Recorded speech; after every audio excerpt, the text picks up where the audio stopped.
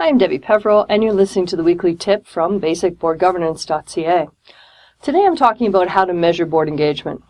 Questions often asked, how engaged is your board? And of course, this is a pretty broad concept, but we can come up with a few metrics.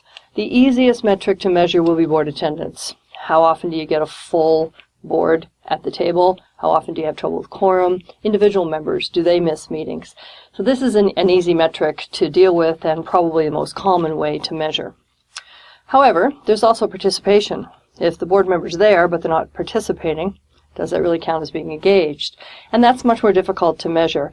Are you going to ask the chair or the person who is doing the minutes to keep track of who speaks and how often? We don't necessarily want to reward people who talk a lot but don't have as much to say, perhaps.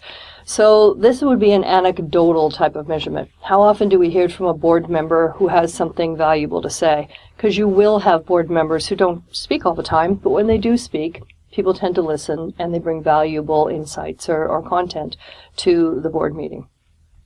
The other thing is the board package. Are they engaged when they're not at the boardroom table?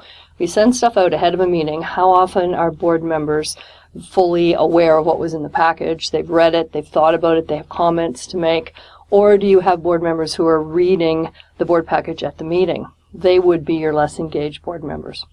The whole purpose here is to come up with some way to measure your engagement, because we all know that when you measure things, they improve. So your first step to measurement is going to be figuring out a way to measure your board engagement.